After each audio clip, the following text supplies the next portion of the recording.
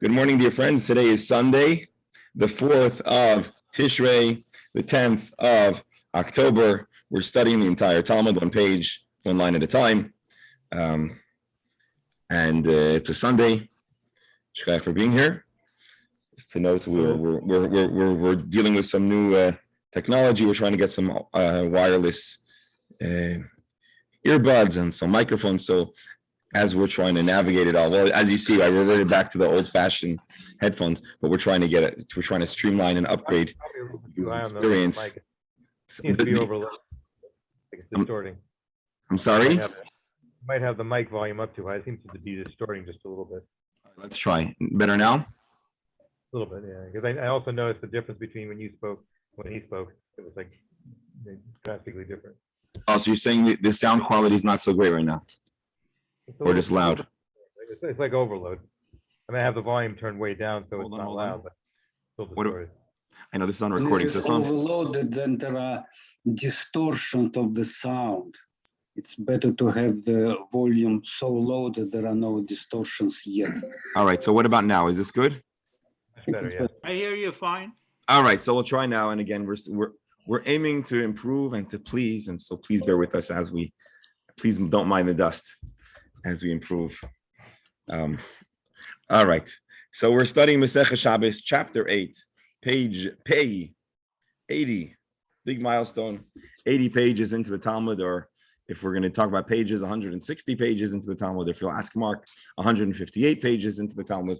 But the bottom line is we've been doing this for a while, and we've been gaining ground and really covering many of the different subjects and areas of Shabbos.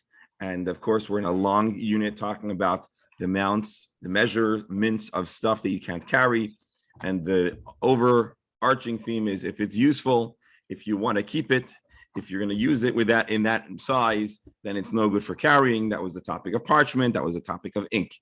And our topic of ink led us to an interesting discussion on Friday about the receptacles of ink and the history of the use of ink wells and pens and how ink was carried. And then from there, we went on to talk about the possibility of a person breaking up their ink. Again, how much ink is a problem to carry? The amount of ink that writes 2 letters, which is really not a whole lot of ink. But what if you do those 2 letters and those 2 measures of ink in 2 installments? Is that good or not? Is that okay or not? And that is where we left off. And as a spin-off of that, we're going to talk about other areas where there's an issue of chatzi shiur, half the measure that's problematic, and then the other half of the measure that's problematic. Does it combine? Can it combine? Does it matter? The specifics of the circumstances. And so we're going to share the screen, and that's going to be our discussion for today. Share the screen. Here I was Googling the website that Rabbi Menachem mentioned, but here is our website. Hold on, I'm just going to hit mute all. Please unmute for comments and questions. Masechah Shabbos, chapter 8.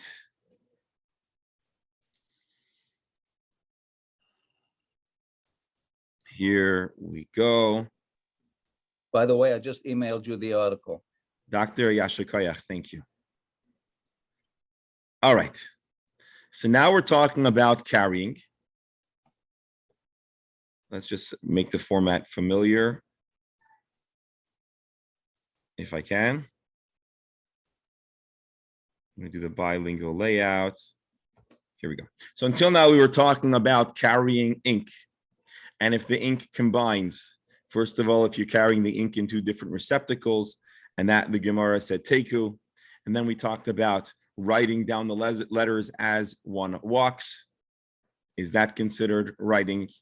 And we said it is considered writing, but it isn't considered carrying 2 ink letters worth.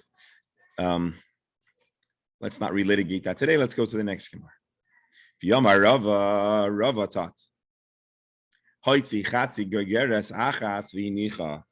What happens if a person carries food the size of a half dried fig, or maybe an actual half dried fig, and then placed it down? v'hinicha, and then carried a second half fig and placed it down. So he has carried two halves and he's placed down two halves. Two halves equal one whole, and one whole is not permissible to carry on Shabbos. Pardon the background noise. So are you chayiv or not? So the Gemara answers, Rishoina, by the time you placed down the second half, the first half is as if it doesn't exist. Nasa kemi shekolta kelev oy shenisrifa. It's as if it was eaten, snatched by an animal, or if it was burnt, it no longer exists. Two halves that don't simultaneously exist cannot combine to be a problem for Shabbos, says the Gemara. Reb Beryl, yes. Let me ask you a klutz kasha. So you're walking, you discover you're carrying a dried fig and you eat it. So what happens? That's a good shaila. Here, you know what? I need to resolve a slight issue in the studio. Please don't go anywhere. Leave them alone. It's a pleasure to listen to them. The real question would be: is a half of fig is okay? If you take the half and eat it, and then go back and get the other half and eat it, would you be? Maybe it's only a problem if you sit down after you eat it. Actually, the proper way to do it would be to eat it and then go out. It's similar to the question I asked the other day regarding one letter at a time. If writing two letters is chayav and one letter is patur, what about writing one letter at a time? Right. The question is the time lapse in between. That's all. Right. Yeah, so Yeah, I'm with you. Yeah. Wouldn't it be nice to live in a society where this is the big problem you have to solve? The problem of the fig. You see, it all starts out with the fig. Doctor, you reminded me when they look at the destruction of the temple, Eitz ve'avonim, the expression, what was left. yeah. Yeah. But all these things, this is only means you don't have to you're not actually chayav, but you're still not really supposed to do it. It's not like it's okay to carry half a fig out. Just that Well, you're not, there's the letter of the law, and then there's the intent of the law. And the letter may say two, but I don't think the intent is if you do only one or half of a fig is okay. Yeah. it Right. just means that you're not chayav. Yeah. You're not. It's not Shabbos. Rabbanim, you're probably guilty. The guy's do walking around with an inkwell. I mean, let's get serious here.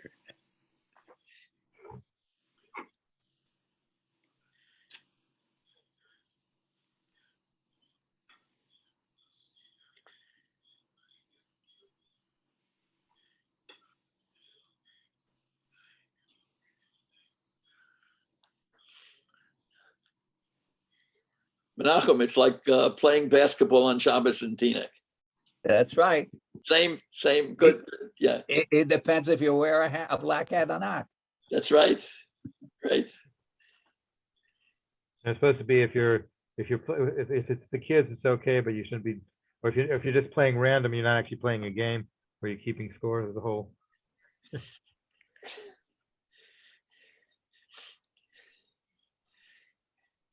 I was surprised in Cape Town at the Chabad house on Shabbos, the kids were playing cards. My grandparents would have killed me for taking out the cards altogether on Shabbos. Yeah, that was a big no-no. Cards and dice, Yeah. were a big no-no on Shabbos when I was a kid.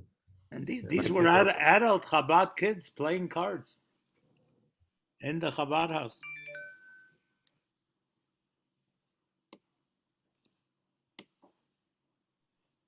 Did the cards have pictures of Hasidim and on one side? They look like kings and queens, the regular Right, kings and queens. Right.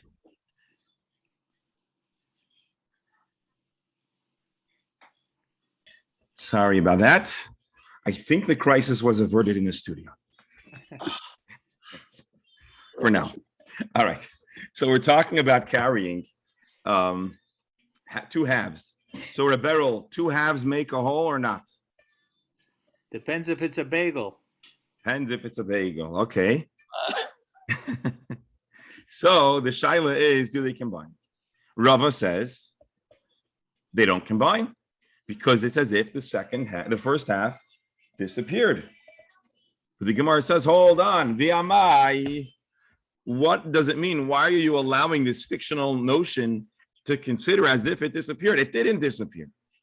And more importantly, ha mancha, you placed it down, and collectively you have picked up, carried, and placed down a whole in two installments. Rashi, v'amai hamancha, v'kivan de behelam echad, being that it's in a single lack of awareness that this is a problem, and we know that we discussed in the laws of Shabbos and other Aveirot, there is the notion of doing two acts before discovering there's anything wrong with it, and the ability to combine and to make those two things connected, or even in our instance, two halves, but they're under the same umbrella, the same lapse of awareness, the same lapse of judgment, and halachically, they should fuse together. This is what Rashi explains is the Gemara's question. And so the Gemara answers, you know what, you're right. Hachi ka'amar. This is what Rava really intended to say.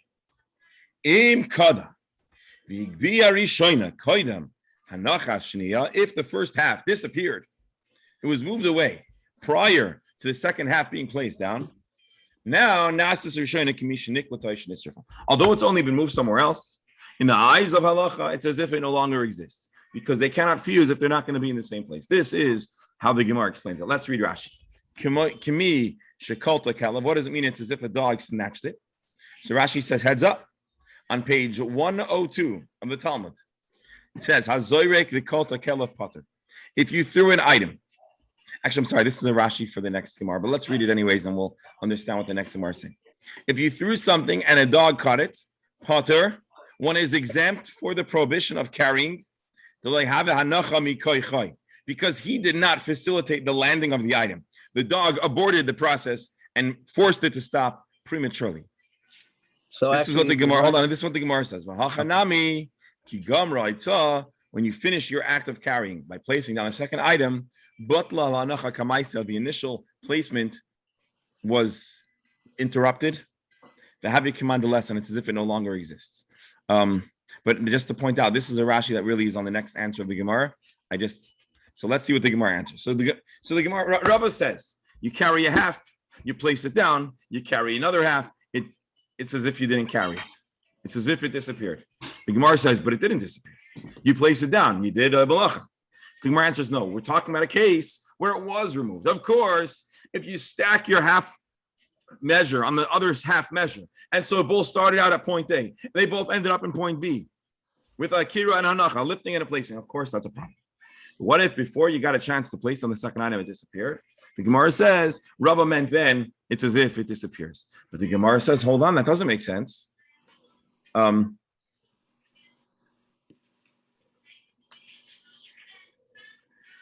sorry. So the Gemara explains, it does make sense. It's as if it's been, although you placed it down, your plan, if you will, or your actions, which could have resulted in a malacha, have been thwarted by the intervention of another force. Here, the other force is that someone removed it, and so therefore, when you place on the second item, you don't have a full unit placed down. One unit disappeared. That is the explanation of the Gemara, and Rashi alerts us that we're going to talk some more about the mechanics of the Akira and the Hanacha, and what happens if another force gets involved. And again, that's going to be in approximately 22 pages, so not that far off. Now the Gemara is going to give another scenario that Rava discussed. Yomar Rava further taught. If one carried a half measure, that's what what's her name said. And then placed it down At the bottom. It's always there because she doesn't like it. Rebbe said that. Hold on, we're getting some. All right, so he further taught. If you carried half a measure and placed it down,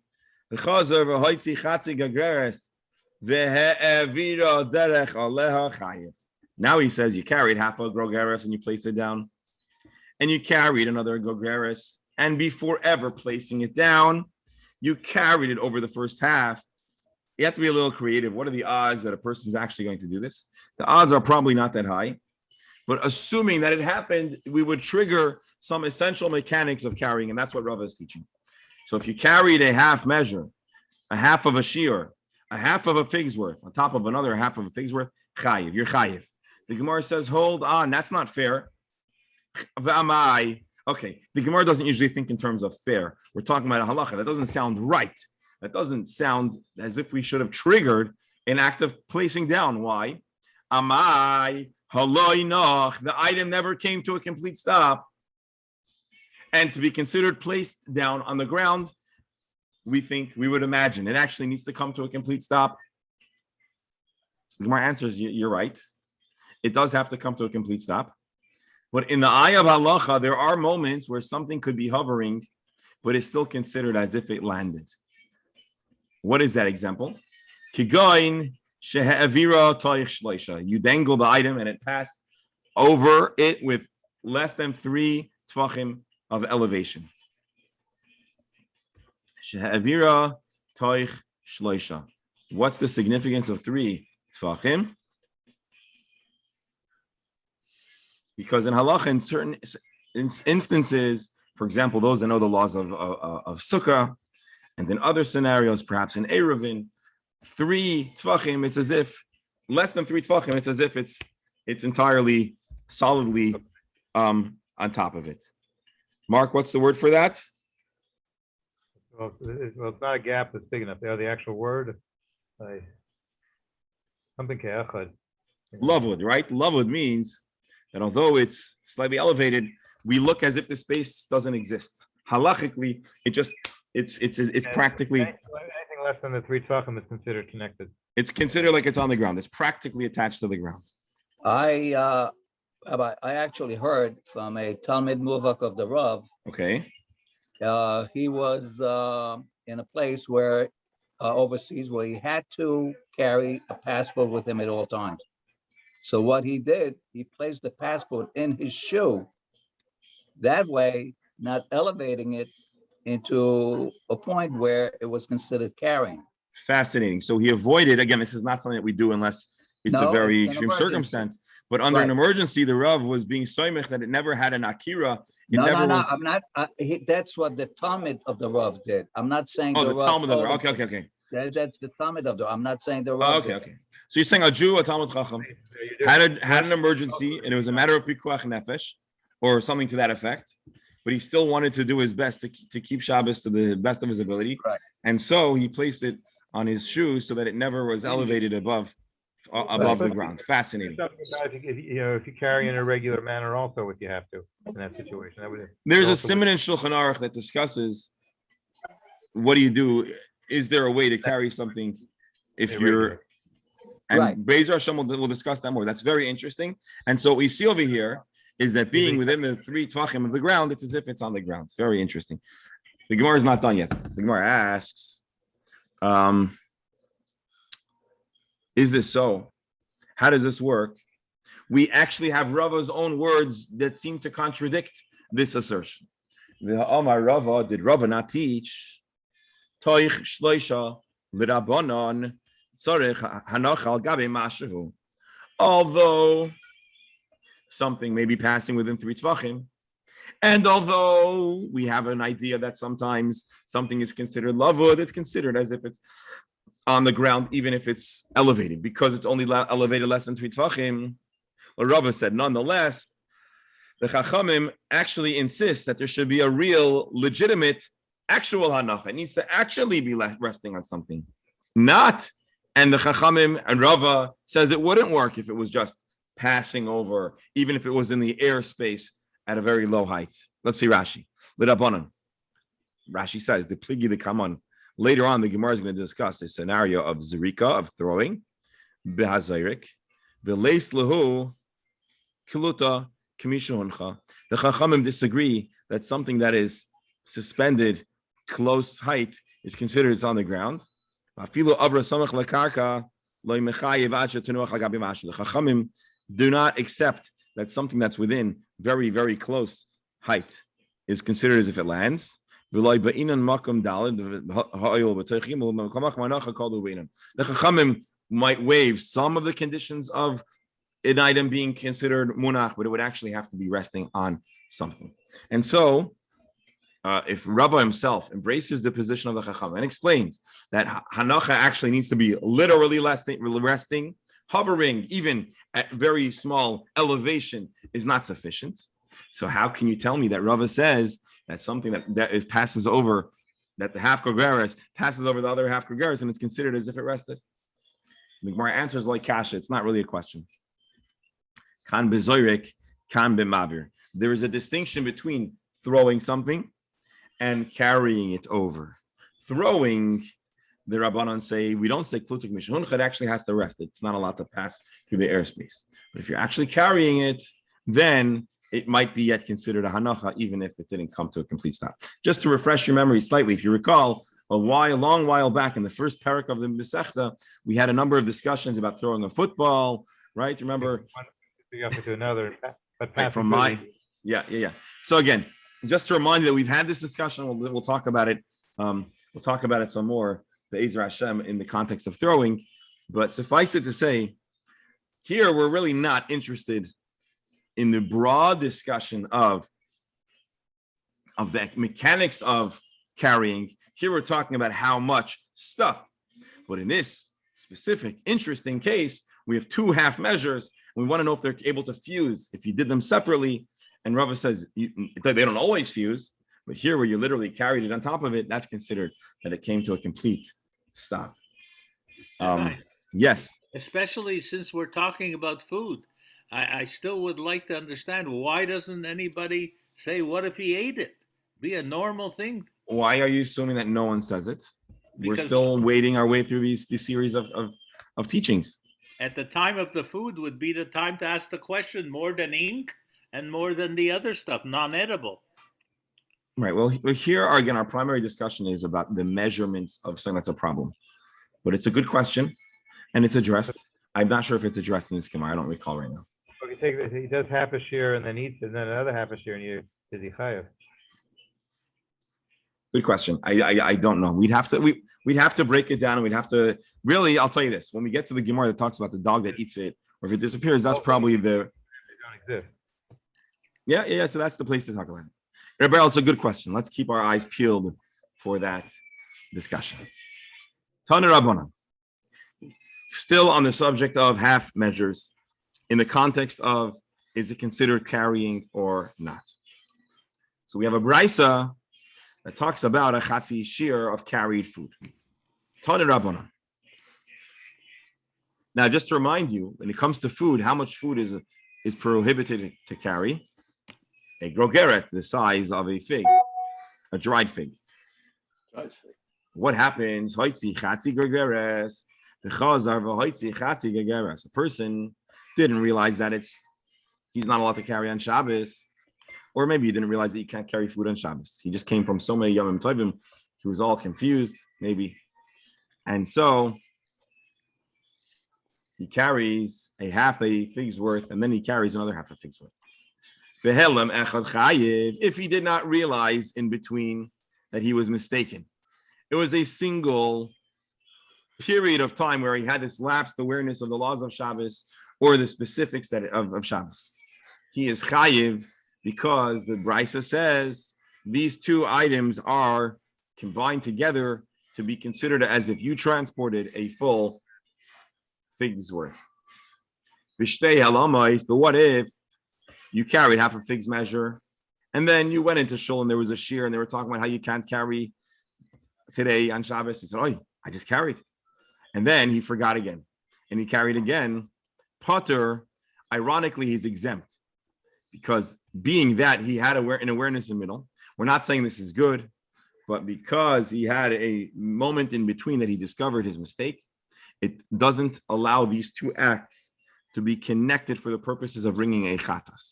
He probably has his own teshuvah to do, but as far as a biblical act of carrying, that does not exist here.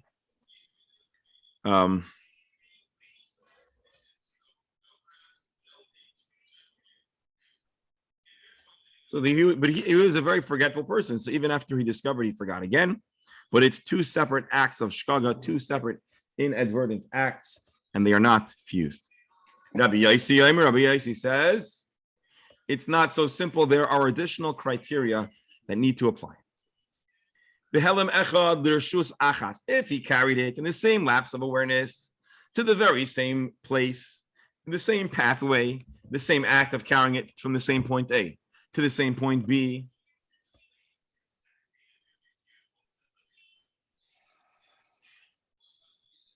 but if you carry the two figs, half figs, just two different locations, Potter, he's exempt. Rashi. Let's say you have your home. I don't know if this is the authoritative explanation, but let's just imagine he's at home and he carries he has a front door and a back door, and they both enter into Rishus Harabim, let's say. And so you carry one half fig from the front door and you put it down, and you carry the other half fig from the back through the back door and you place it down. So they've been placed into two different spaces. Same malacha, the same problem of going from Rishus HaYachid to Rishus Harabim, but to two separate places. Then Rabbi Yossi would say you are patur. But if you carry it out to the same location, then you would be chayiv. Rabbi, I need to clarify something for myself. Yes, please. So when we're talking about a half a gulgeret, a half a fig, chayav a patur, is it only in a case of shogeg, or also in a case of actually saying to yourself, you know what, I'm not supposed to, but if I only take a half, it's okay? Or is it only in case of shogeg that you're patur? Very good question. So I'll tell you what, our discussion is exclusively about shogeg. Our discussion in general is about shogeg. It's a question of if you have to bring a carbon chatas. However, it's an interesting question. If a person does it b'mezid, do they escape? So what are they escaping, doctor? If there's hasra, that's another question. But if they're doing it and they have their own teshuvah to do, so I imagine they would be. I mean, they're the chatas they're escaping. Well, if they do it intentionally, they've escaped the chatas, because the chatas is the kind of offering that only happens as an atonement for Okay. For shogeg, yes. So I don't know. That's a good question. We have to follow up and see in the discussion of Mazin. It's a good question. Yes. Suffice it to say, whatever we're commenting now is about a shogeg. Good question. It's come up many times in various ways, the same issue. Yeah, doctor, it's the example is your question that you asked a long while back. If we could use these tricks to circumvent. Exactly. If I want to carry chocolate to shul in small doses, I eat half of the Hershey and drink it. That is exactly why I said I want to clarify to so myself, because it's related to that question. I wanted to understand if it's only a question of shogeg, or if you do it intentionally, are you patur also? It's even a problem by shogeg. Okay, now I understand your question. One certainly oughtn't to use this as a way to circumvent the laws of carrying. No, that is not acceptable. But still, the question is, but have you transgressed a biblical transgression? So that's a good question. But as far as can one use this formula to circumvent carrying on Shabbos, the answer is absolutely not. For sure not. We'll leave it at that. Good question.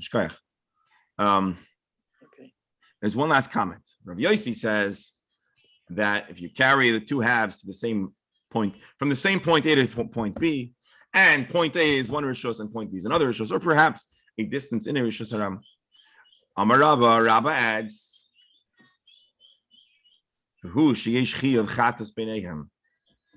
this is also only if, let's see Rashi, there is a chi of chatas, there is an obligation to bring a chatas. I will carmelis loy, but if there is a domain that would not trigger a carbon chatas, then it does not combine. Let's read Rashi and let's see if we make sense of this. This is only if in between the two Rishus Harabim that we're talking about,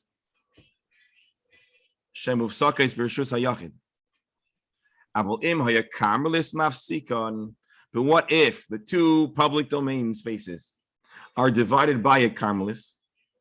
Could go in karfev yosim and beis asayim ibika ubeis batim psuchim echol Rishus Harabim zeh ve'echol zeh loiti chatzig gegars beis Rishus zeh ve'chatzig gegars beis Rishus zeh. The kibud alimasig l'rishus hayachid If let's read Rabbi Stein. Let's see if we can get it. When does Rabbi Yossi say that there you are exempt? If it's to Rishuyos, this is where there's an area in which there's a liability to bring a chatas.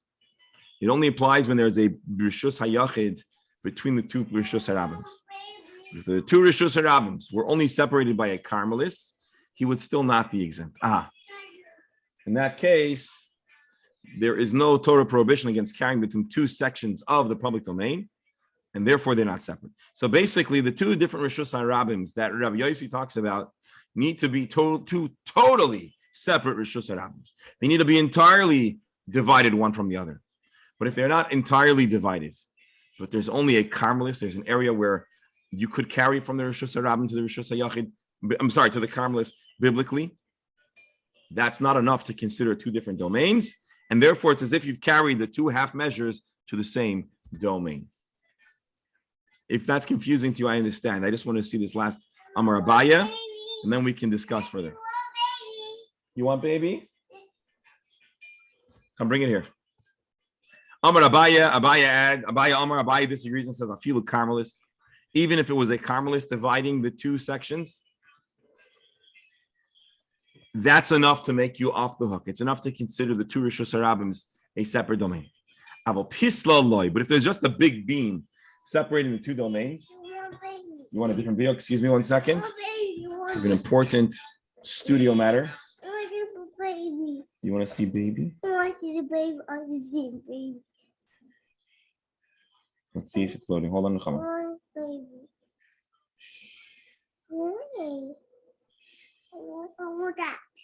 Okay, hit it. Okay, here you go. Okay, sorry. Abaya says, so again, let me just clarify what's going on over here. We said if you carry this two half measures to two different Rishus Harabims, you're exempt. But we're scaling back that exemption. The exemption would only be if they are separated by a real Rishus Hayachid. But what if you have, it's going to start playing soon, okay? What if you have a big Times Square, in the middle of Times Square, there's a little section cordoned off that's a Carmelis? That's not enough to break up the two sections of Times Square.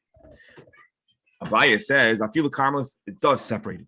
So if Times Square is divided by a Carmelis running down the middle, I'm not sure if that exists. I'm just throwing out something. We all agree that Times Square is a Rishus Harabim. It's considered two separations. I will pistol, but just the beam separating the two, that does not count. Rava Amar Afilu Pistol. Rava says even a beam of wood running across could also break up the two Rishus Harabims to be considered two separate domains. But as the Rava L'tamei, Rava has his opinion about a beam of wood. Amar Rava Rishus Shabbos Rishus Gittin Dam. Rava says that we can compare certain laws of Shabbos to certain laws of Gittin, the laws of the divorce document, and without getting too in depth or falling too far down the rabbit hole, in the laws of divorce, a person has to give his get to his spouse, to his wife. And sometimes a person could put the divorce not in the hand of the wife. Maybe sometimes there are hard feelings between the two people that are undergoing divorce. And so there's also the opportunity to place it in the women's space, in the women's jurisdiction. Sometimes a guy can, without getting too far into the laws, he could designate some of his land that's to be her so that he could place it down and it's considered her get. She got it. But Rava says if there's a beam dividing it, it would consider that it's not the same domain, and so it breaks up the two domains. So without getting further into it, Rava says a big board, a big beam running down the middle of Times Square is enough to divide into two separate domains. And if you carry your half grogeres to one side of the beam and the half grogeres to the other side of the beam, according to Rava, one could be off the hook, according to Rav Yossi's opinion. So again, just to recap, I know this is a little bit of an out there and somewhat obscure discussion. Again, we're talking about the act of carrying two halves. When do they combine? When don't they combine? Rav Yossi says they don't combine if you bring them to two different spaces. And the Gemara spends some time defining what does it mean two different spaces? What does it mean two different Rishus Harabims? Rabbah says they have to be divided by a kind of domain that so utterly sets them apart that carrying from the domain that separates it to the Rishus Harabim would make you Chai V'Chatas. Namely, you'd have to be a real hardcore Rishus Hayachid. But a Karbelis is not enough to really separate the two public domains from one another. Abaye says no. A Karmelis is enough to separate the two public domains to be considered two separate domains for the purpose of Rav Yossi's comment about fusing the two half measures. And Rava says, I'm sorry, but a beam, that does not actually break it up. And Rava says even a beam breaks up. And Rava has an opinion. Rava's position is that a beam could do a lot to separate a domain, even if it's the same domain. Let's read Rashi, and then I want to open for some questions because I imagine this Gemara may leave us with some questions. Pisla Rashi, eitz shoichev leroichvoi shel rishus harabim, a wood, a big piece of wood that's lying along the width of the public domain. And it goes from one end to the other. V'hoitzi chatzi grogeret mi beito mikan v'chatzi grogeret mi beito. You lost it. And if you carried from his house to one side, here you go. Wait for it to load, and it's going to start. Okay.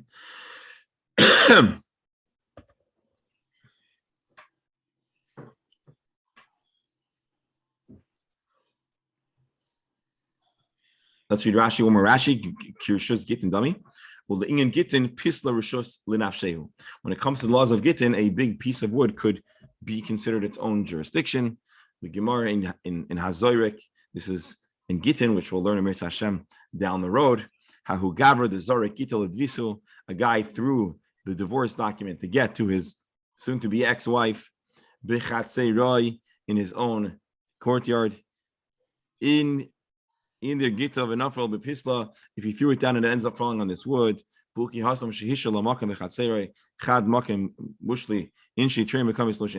can basically give her the space, but if it falls on the beam, it's not considered in her jurisdiction because it's a separate jurisdiction. So again, without fully visiting the story of the get, according to Rava, where did it go, Nechama? You lost it? Oh no. Oh no.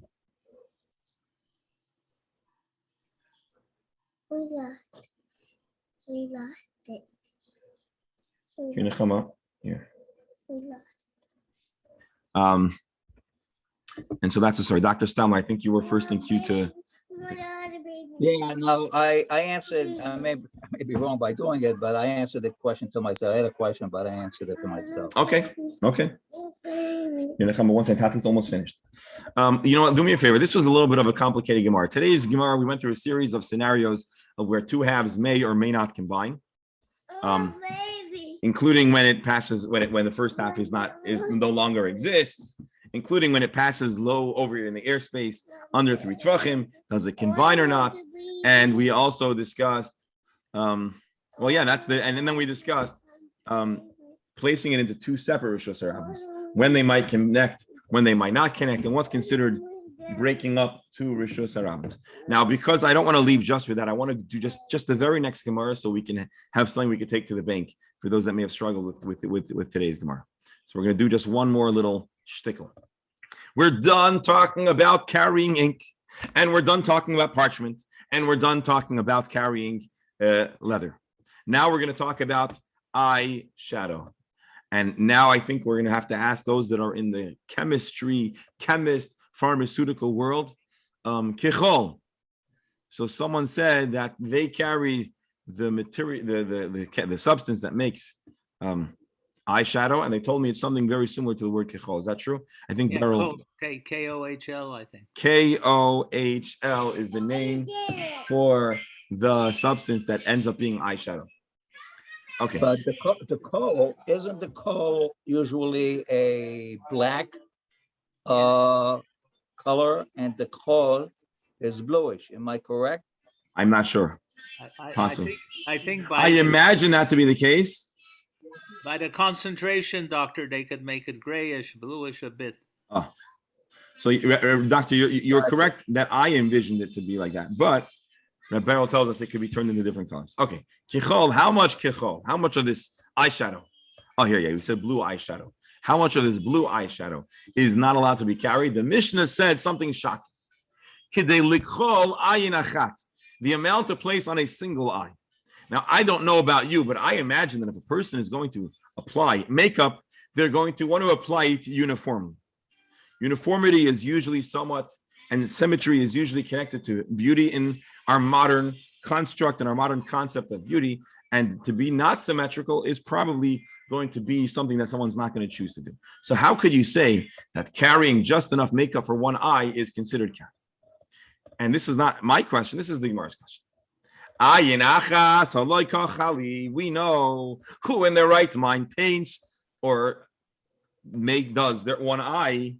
Let's see, Rashi, the standard, the normal thing is to apply to both eyes. Get ready to not like this answer. What, Roberto?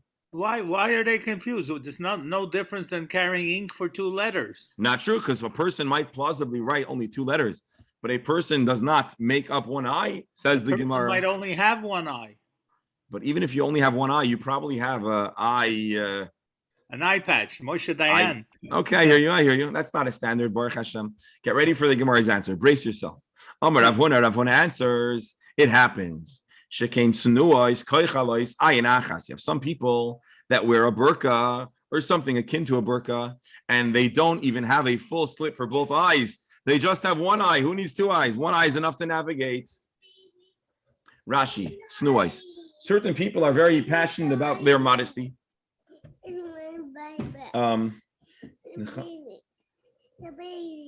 Here, it's loading, Nechama. It's loading. You have to be patient. You have to be patient. It's going to load. I see trees and green. Red roses too. There you go. Rashi, tznoei shaholchois me'utafot. They go around wrapped up in a burqa type item. Ve'ein megalot ela ayin echad lirot. They only have one eye exposed to see. The koichlois oisay, and that's the eye that they put makeup on. Now, Rebberal is Dr. Stam. Why do they even put on one eye if they're so snitstic? So you're wondering what I'm wondering. If they're really so passionate, if they're really so not interested in drawing any attention, what are they doing putting makeup on the one exposed eye? I don't have all the answers. This is a more that perplexes me too. Let me tell you, here in St. Agatha, where I have my country house, we had Lev Tahor. If you would see these guys, you would see that anything is possible. I thought they were put in jail. Left the whole. No, they tried. They ran away to Guatemala or something. Right. They were arrested recently, and within the last. The guy drowned. The Balabus drowned. Right. But they were here with the Franzoisen, and nobody ever saw anything like it here. In Israel, they have this sect, the Shah ladies, who were completely multiple coverings, multiple focus Jews, and completely covered. So once upon a time, there were communities of people that were within the Jewish culture that maybe adhered to such a thing. I remember a while back we had in the Gemara a discussion about how Jewish apparel many times and Jewish styles many times reflects the style of the people of that region, right? We talked about the people that lived in region X dressed like a certain way. So, but suffice it to say, the Gemara says we can imagine a person that we once met when they went to St. Agatha. They said we met a person that would dress like this, and they only put makeup for one eye. Why are they putting makeup on one eye? If there's, I don't know. Actually, it's such a good question. There is a commentator that says that, of course, the person is not going to put the makeup on the exposed eye. They put the makeup on the unexposed eye. But I don't understand why you put makeup on the unexposed eye either. So there are going to be some question marks in this Gemara. But suffice it to say, the Gemara found a person that only makes up one eye. Yeah, but there's another problem with this example, because eyeshadow for one eye could be used a little bit on each eye. It's not a solid thing. It's a little bit of powder. I hear you. That's like our question about the ink. What if the ink starts running out, but you can still get epis a smidgen? But I guess the understanding is that there is an amount of kol that goes on an eye.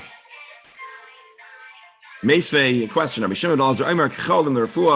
If you're using it for healing, then it goes on one eye. In the kashet, if you're going to decorate yourself up, then of course you're going to put it on both eyes. So here's going to be an interesting explanation. Targuma Hillel, Hillel explains, the zones that people cover their faces also distinguish between urban and rural environments. Areas that were more spread out, they might not be so covered, and therefore b'shtei einayim. But a person that lives in an urban environment where the women cover themselves up, then they might be happy only covering one eye. Rashi, be'eron yot, benot kefarim einon tzrichot tzniut.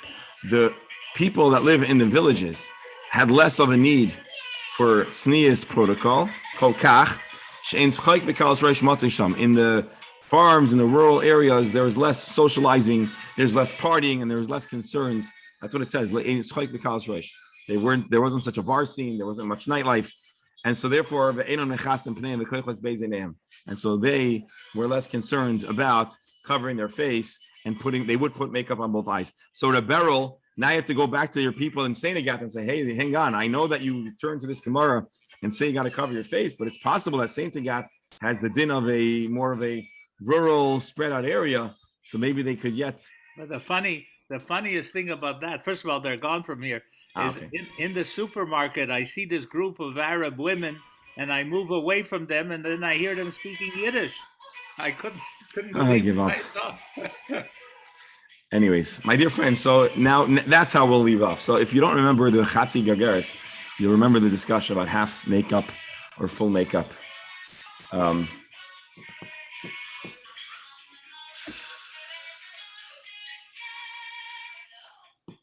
All right, any closing comments? Just a couple of quick issues. Okay. First of all, are women allowed to put on makeup like that on Shabbos? That's good question. Okay. So number two, we're talking about carrying. So yes, this was not, let's assume, in spite of my concern for being able to get a heta to do many things, we're assuming really that this was done b'shogeg. They didn't do this intentionally. They just correct. Right. So if they didn't do it intentionally, the amount of one, obviously, I agree that you can spread the two eyes, or I don't see, So here's what I want to. So here's what I want to remind you, and I remind myself of this as well. We're talking about what is the smallest amount of a substance that people in that society might carry. The people are in a place where some of the people only make up one eye. Well, then it's plausible that you might find a retailer who sells makeup for one eye. Because there are some people that value chol for a single eye, that becomes the smallest amount that a person might carry. We're not talking about applying makeup on Shabbos, and we're not even talking about carrying it in order to apply makeup. If you discovered it's in your pocket, or if you happen to be carrying it absent-mindedly and you walked out of the house, well, what's the smallest measure that you'd have to bring a chatas? And so now you need to look at your society and see, are there people? And so, Beryl, I wonder if the halacha in Senegath or whatever, it might have shifted once. I should be careful and stay away from it. Rabbi, I'm going back to my problem with eating. Hold on, I wanted to show you the Rambam who addresses your issue really fast. I know we're over time. You carry it for one eye, that's a problem. But in a place where the average woman does up both eyes, and I think we could strongly say that Montreal and Florida and Teaneck and Maryland and Boston, wherever else you might be coming from, qualify as that. So then, then you'd only be chayiv if you did both eyes, because nobody has makeup for one eye. And so the Rambam here explicitly shares that which the Gemara seems to be saying, which is that you have to see what the people in your civilization do. And so the Rambam, so it's possible that when left Senegath, then nobody in their right mind is carrying enough makeup. Rabbi, again, so going back to eating the one thing that you have, this woman discovers that, takes the eyeshadow and puts it on her face. Is she still carrying? That's a good question. I don't think so. Makeup, you're allowed to. Oh, so that really goes back to what Dr. Hammer was asking, and I didn't understand your question then. Dr. Hammer, I thought you were asking, are you allowed to apply makeup? But now I understand you were asking deeper. Is the applied makeup considered carrying that makeup? I don't believe that is so. My understanding is that if a person is allowed to wear makeup, don't ask me about putting it on, but a person is allowed to wear makeup and it's not considered carrying. And then, Beryl, you're going to ask me, what about ink? Because you said ink could be a good question. No, but in this particular case, the person, could he solve his problem by eating the piece of food? Could she solve her problem by putting on the makeup on her eye and continue on her journey? That's a good question. Again, I know you asked in the beginning. It's a good question. Is eating, and we have to look into the halacha works. Is eating a half a shear enough to save you from the prohibition of carrying on Shabbos? That's an interesting question. Or is eating like doing a hanacha? Is eating like making it? And I'll tell you a proof that maybe eating is considered a hanacha, even if it's only half a measure. Because the Gemara says it's like a dog ate it. Why does the Gemara say it's like a person ate it? Because maybe the person eating it is like writing down the words. The hanacha, the way you ideally place down ink is on paper, and the way you ideally place down food is in your mouth. But I'm thinking off the top of my head, I prefer to find a source that actually discusses this, but it's a good question. But hanacha on half a share, you're still putter. And then when you do the second one, it can't combine because it doesn't exist. Unless it combines in your stomach. Good question. We have to find those to talk about. Dr. Hammer? Is the issue any different for males versus females regarding the makeup issue? Well, it depends if you're on the news or if you're on television and you put on makeup. No. I don't. What do we call makeup? If a teenager puts on some zits for his pimples, is that makeup? I mean, or is that medication? Yeah. No, it's a good question. It's the question of smearing, and it's the question of medical, which is another question on Shabbos. Here today, we're very, very limited to the discussion of the volume of the smallest amount of something that the society appreciates, and therefore you can't carry it. We're not at all discussing the permissibility of applying it or how much. We're just asking a simple question. What's the smallest size that you see retailed? Bernie, your question about men. Think of the football players that put the dark stuff under their eyes for the sun. Right. Oh, yeah. Or if you're in the military and you're trying to camouflage and they put also paint on there. And I think people that are hunters, I think also might do that. Suffice it to say, there's a lot of questions and we have a lot more to learn. And that's why please don't stop coming. Thank you all for being here and wishing a wonderful day, a healthy day. And actually, I know we're well over time, but we should mention that we're continuing to learn the Nishmas Daniel Yerachmil ben Tevabasha, and we are davening for a speedy recovery for Leah Basrita and Rav Shimon Halevi ben Leah, and for good news for all of Klal Yisrael, and especially the esteemed members of this Talmud Chabura. Looking forward to seeing everyone tomorrow, Be'ezer Hashem, and hopefully we'll have all the technology figured out by then. Shkayach. Shkayach. Thank you. Oh,